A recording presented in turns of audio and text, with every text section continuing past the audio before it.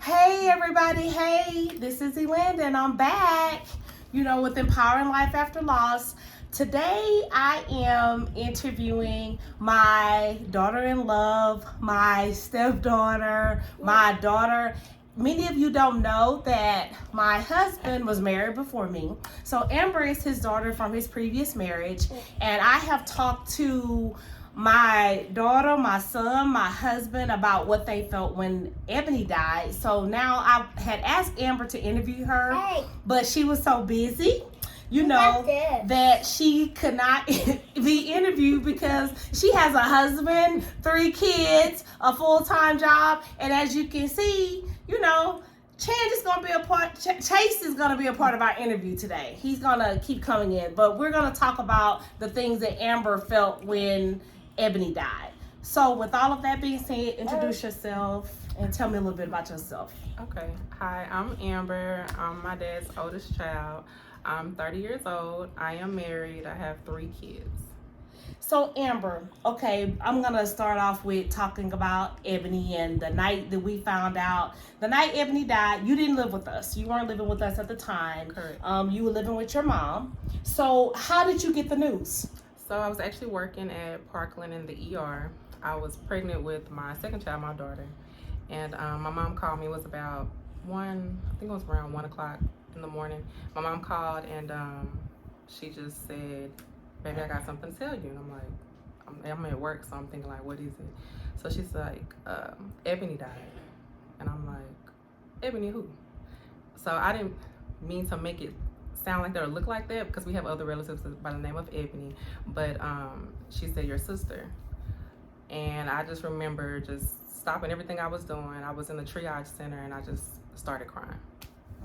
So you worked nights at the time? At the time I did. Was it Saturday? Was it that night? Because it was Saturday night when she was killed. So it may have been because I got the news. I can't remember exactly what day. I just remember that I was at work and I was working overnight. Okay. So So what were your thoughts after that? I told my manager I had to go. Okay.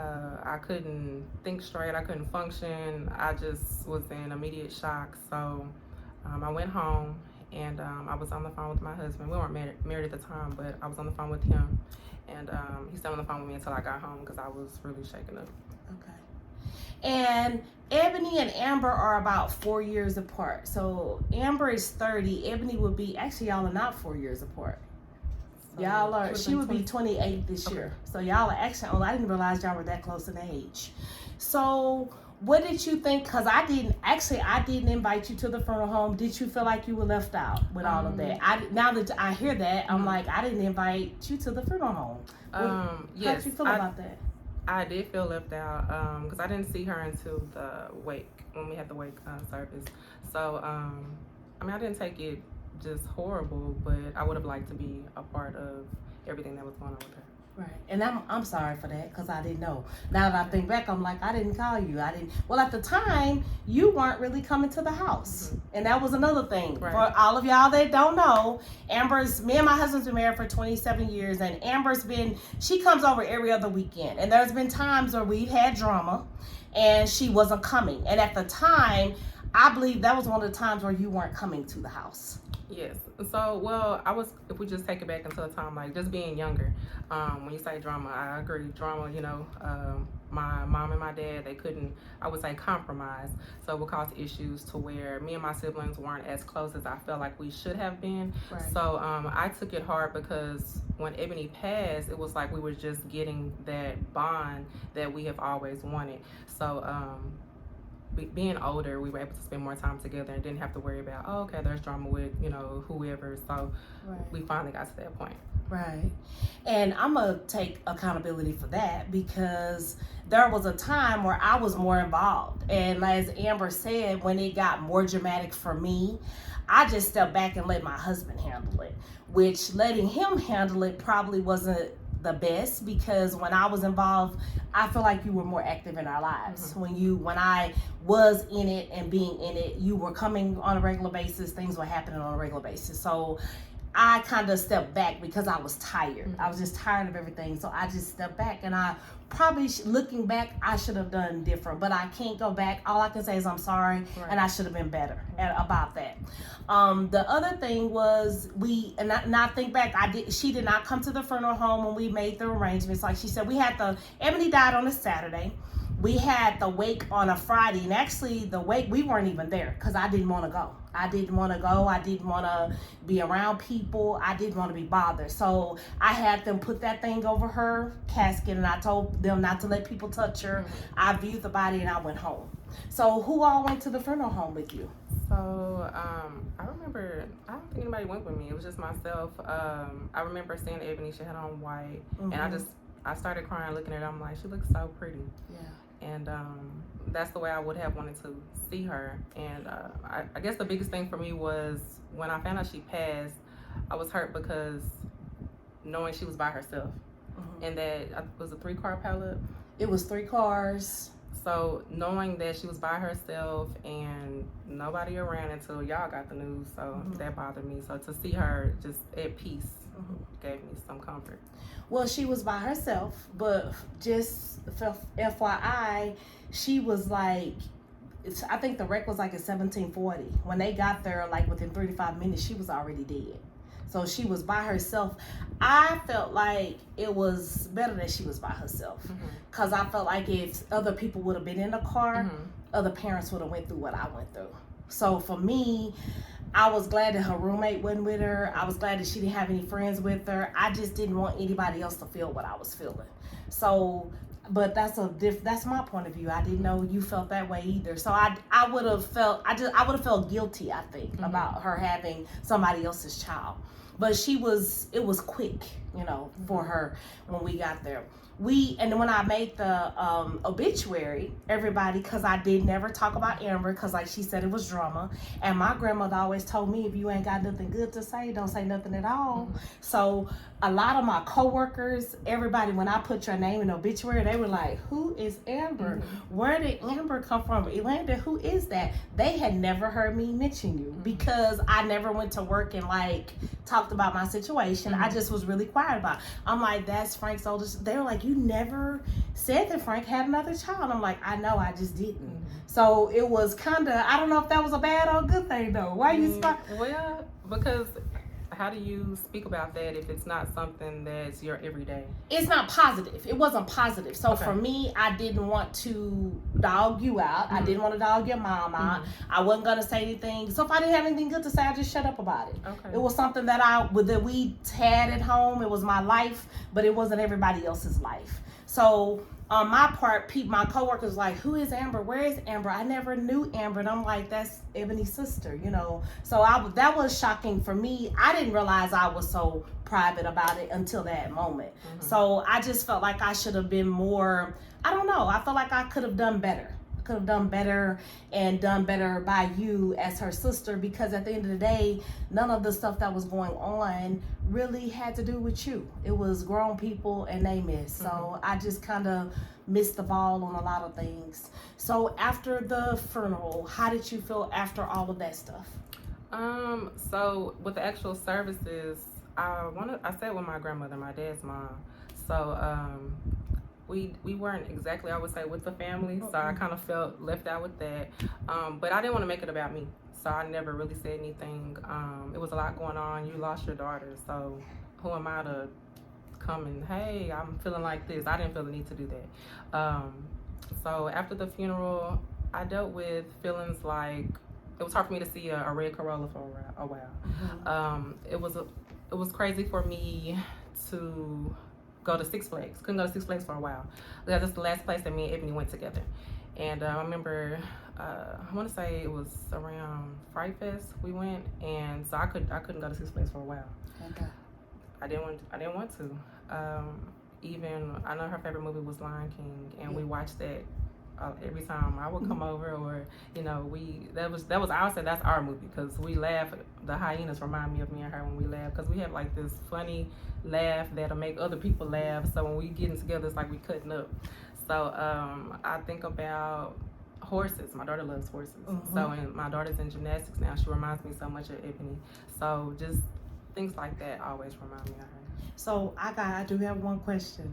Why didn't y'all sit with the family? Because I had seats arranged and they walked everybody in. I'm like, that had nothing to do with me. I'm like, why y'all were not sitting over there? That had nothing. And there was, and another thing, it was so many people. I originally did not have the funeral at a church, which now if I had to go back, I wouldn't even care. I didn't have it at a church because your dad's family was a Jehovah's Witness. Okay. And a lot of them didn't believe in going in churches. So me thinking about everybody else, that's why I had it at the funeral home and we rented out a room in the funeral home. Looking back, I shouldn't have cared. I should have just put it where I wanted it, how I wanted it, and I would have, because people were lined up across the walls outside. Had I done it the way I wanted to do it, had I not been doing like I do and think about everybody, I would have just put it in the church so the church could have filled. But I was trying to be, conscious of the Jehovah's Witness. And like you said, that even that day, that was still dramatic because I had seats reserved for the family. Everybody could sit in that area. But like you said, at that point, I'm just on the front row. I don't have time for all the extra stuff. So, but if I had to do it all over again, I would have put it in a church. And if people wanted to come, they could have come. If they didn't want to. But me being a little bit younger and a little bit thinking about other people, I did it a little bit different. That was on me too, but I don't know why y'all was sitting on the other side. That wasn't on me. You were more than welcome to sit with us. I just didn't know. Those are things that I didn't know at that time. So did you get counseling after all of that? I did not. I did not go to counseling. I think the biggest thing that helped me I think about John 5:28 and 29. In that particular scripture, Jesus is talking about a resurrection on a grander scale. He says, all those in memorial tombs will hear his voice and come out. I love sharing that scripture with others when I come in contact with ones who have lost a sibling or daughter, or usually with my situation that's more relatable. So if it's a sister or a sibling, I like to share that with others because most people don't even know about that scripture. So it helps the mourning and grieving process to be a little bit easier. And to me, it's very comforting. So why do you say that makes it easier? Because that's a future fulfillment. So with that promise, knowing that it would be fulfilled, I'll be able to see my sister again. So. And Amber still practices as a Jehovah's Witness, and I don't. And even though we don't, I have the same belief. I do believe that, when everything is over and the world comes to an end, I will see Ebony again. So I do believe that also, even though we don't have the same religious beliefs. What would you say, what could I have done different as your stepmom to make you feel more included? Even with all the drama, what could I have done differently for you not to feel the things that you felt? Well, I'm not going to place everything on you because just imagine, I haven't lost my daughter. So for you to even consider and think of others in a time like that says a lot about your heart. And I've always known you've had a good heart. So I wouldn't say necessarily do anything different because that was in your moment. So I wasn't thinking about myself. But if I just kind of go back, I would say, if I could have been included in the ride there, I would say, you said it wasn't your fault. I didn't believe it was your fault that I didn't sit with the family, but it was a lot of people there. So it was so much going on. So it was just more of an assumption of why I wasn't with the family. But I guess just be included with everything. I should just included you with everything. Because I don't recall anything about the obituary, the services, or it was more of I was a family member on the outside. That's what I felt like. But I'm not taking things to heart in a sense to where it's like, oh, well, I feel like you should have did this. It was a lot going on. Well, I asked because I want your point of view because from my side, I never had your mom's number for a long time. I didn't talk to your mom. Your dad did the communication with her. So I didn't even know how to contact her. I still don't know how to really contact her. So he was doing the communication. And like you said, I had so many things and so many, but you were her sister. I did want you a part of it, but I did as much as I could where I was at that time. But at the same time, as a human, I want to grow and I want to be my best me. So not that I want to do that again, but if it did, I can think of those things. I'll know. But and if you have a child, and blended families are so normal nowadays, you need to be, I'm asking you that stuff too, because maybe what we're saying can help another mom that's in my side, on my side, if you have a daughter that's by your husband or whatever, so you know how to make her feel more like, you know, she's included in the whole process. Right. That's the whole purpose of this, is to help people go through. And some of this stuff, just so y'all know, I haven't heard until I've done the interview. So it's new information for me. I've never heard it. I don't know it. I just want to get everybody, and I wanted you to feel included this time. When I thought about it, I'm like, I've let everybody talk but Amber. Let me see what she thought about everything, because it was your sister. Y'all were close, and I just didn't know. Do you feel like you should have gotten counseling? I wouldn't. At the time I was pregnant with my daughter, so I had a lot going on, emotionally being pregnant. So I wouldn't say I needed counseling, but this year was the first year that I actually just broke down and cried since I got the news when she died. I don't know why. I was at home in my bed.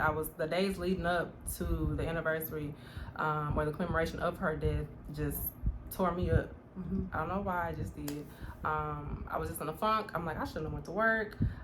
Even time when it's coming up to be her birthday, I have patients. I work in patient care as well. So when I see her birthday, other people with the same birthday, I'm like, man, you know, I think about her. So I wouldn't say counseling, but I just try to keep alive the memories that we do have. Right.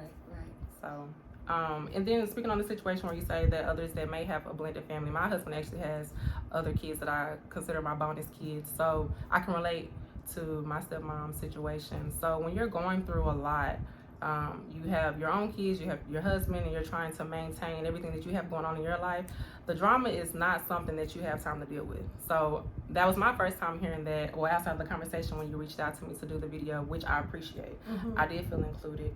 I had actually talked to Paige, I want to say the day before, and we were talking about it, and for you to reach out to me, I appreciate it. And I didn't know you had talked to Paige.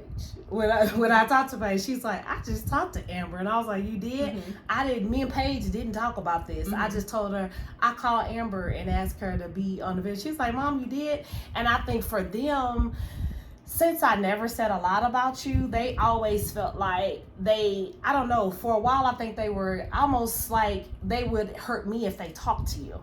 So I had to make them know that is your sister. Mm-hmm. You can talk to her. Right. I'm real okay with that. Mm-hmm. I don't have a problem with you talking to her. I'm just like, you know, and Erica's like, well, Mom, I didn't think you liked them. It's not even about me liking. I just don't do a lot of drama. Right. So Right. And now, like you said, he's grown, she's grown. Everybody got their own phone. Mm-hmm. When you got pregnant, you know, Paige is like, Mom, Amber's pregnant. I'm like, well, go to the baby shower. Mm-hmm. And she's like, I can go. I'm like, yeah, you can go to the baby shower. You can go to the baby shower. You can go to the hospital. You can do all of that, girl. You can be her sister. Mm-hmm. You know, that is Right. really okay. Right. I had just kind of removed myself from it. And the thing for me, just so you'll know, my dad was not in my life. My dad was not in my life. My dad always had other women and other children that he cared for, but he never cared for us. So for me personally, I never wanted to be that person where my husband took care of my kids, but he didn't take care of you. Mm-hmm. So whatever I did, I wasn't gonna tell him he couldn't come get you. He couldn't be bothered with you. So when I got overwhelmed, I didn't know what else to do besides just remove myself. Right. Because I felt like sometimes as a stepmom, the mom feels like you're not the mama. You're not the mama. I'm the mama. Let me be the mama. So my thought process was, you were not my kid. You were Frank and your mom's kid. So I let them parent you. And I stepped back because I felt like sometimes when I was in it, I made stuff worse. So I just said, but that probably wasn't the right thing to do. I don't know how to fix it. It's no answer to it. But that was what I did. I just didn't want you to feel any type of way. And now that you're grown, I can talk to you. I don't have to talk to my husband Right. and ask him permission. I don't have to talk to your mom. I can just say, Amber, what about this? And we can have a conversation. Right. So that's what I wanted to be able to do with you today too. The other thing I want you to do is, how would you tell people that were where you were in your situation, you didn't feel included, you felt left out, how would you tell them to cope, and how would you tell them to get through that? How did you get through it back at that time? So at that time, I would say this too, I've dealt with a lot of guilt because Ebony had just went off to school, and I promised her like, hey, we're gonna get together, we're gonna spend some time together. That never happened. So I felt guilty, like, are you really just that busy to where you couldn't make time? Because, you know, they say that you make time. People make time for what they want to make time for. And it's not that I didn't want to make time for it, but I felt so consumed. You know, I had a small child. I was pregnant. I was working. It was just so much going on in my mind at that time. But if I would have just took a minute to step back and make that time, I wouldn't have had so much guilt. So I would say for the blended families that have a similar situation, to do exactly this, to build your own relationship. For me and my stepmother, I feel like this is something that we could have always had. It's just, nothing's wrong. It's just a matter of reaching out and speaking like adults. So we have Chase here. He's trying to get on the microphone. So if he can just give us a minute. But yes, for the blended families, I would say, because the women are more so the ones who take the lead in situations like this. The woman takes care of your child. So let's be clear. So if you're a woman with a husband, if you're the wife is the one taking care of your children. So as mad as you are at that woman, she's the one that feeds your kids, does your kids' hair. She takes care of your kids. So you're trying to be nice about it. But at the end of the day, when you came over, I was the caregiver for you. So sometimes, and I didn't mind you. It was just all the drama that came with it. And I let that step in the middle of me being the bigger person and me being the adult. I should just kept being the adult and kept doing what I started doing. And for me personally, another reason why I stopped, let me tell you this too, is because at the time I was in nursing school. I had 3 kids of my own. All 3 of my kids were in activities. All of them had 2 activities apiece. So I mentally couldn't handle no more. And honestly, if I probably had not stepped back, me and your dad probably wouldn't be together. Honestly, I probably would have just walked away from the whole situation. I just had to do what it took for me to maintain my family at that time. I got a little bit selfish, and it wasn't always on your best part. But I just said mentally I couldn't take no more than what I did out of everything that I did. But, you know, I'm glad you're here. And I know you say you felt guilty and you felt like you didn't make time. Ebony loved you. Ebony loved you. Ebony talked about you. Ebony came to visit you. So she thought highly of you. So, and I've always, as much as I felt, I never wanted to put that on my children. So whatever they view of you, I want them to make their own relationship. Whatever you and Eric have, that's y'all's. Whatever you and Paige have, that's your thing. I didn't want to be in the middle of that and make that an issue or make them feel guilty about loving you, because I really don't have a problem. You know, so, but we hope that if you do have this situation, handle it differently than I did.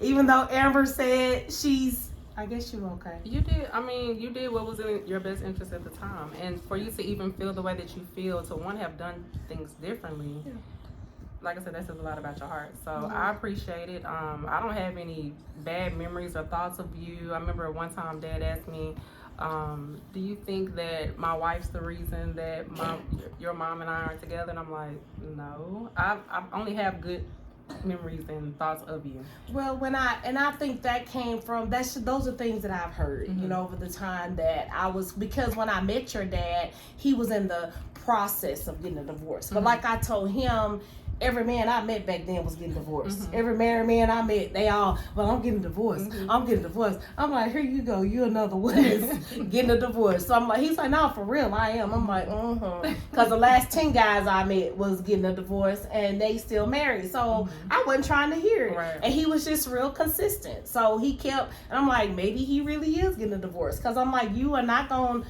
talk to me and go back and talk to her. It's not going to be that type of party.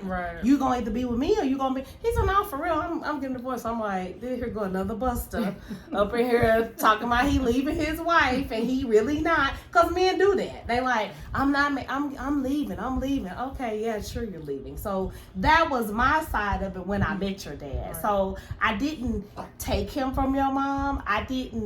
He pursued me, you know, and he was really getting a divorce. And you know what? Now that I've been married for 27 years, maybe if I'd have left him alone, he might have been able to work that out. But since I entertained him, because, you know, when you can put other stuff in your marriage too, it's harder to make it work. You know, so that's, again, a 20-year-old woman. I didn't know no better.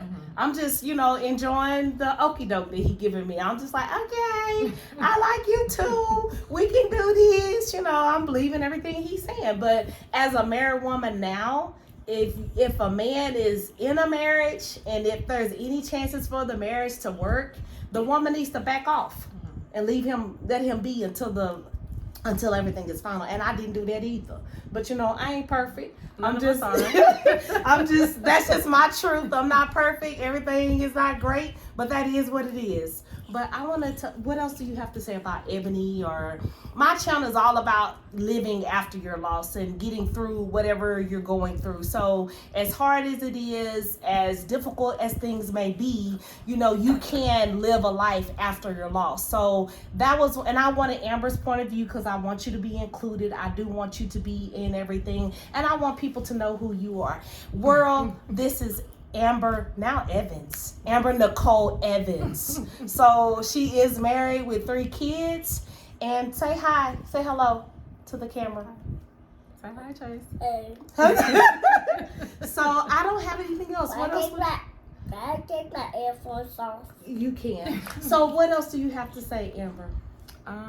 Thank you. Okay. Thank you for this moment, reaching out, just showing that you care. Okay. And even an apology, you took that in consideration, so thank you.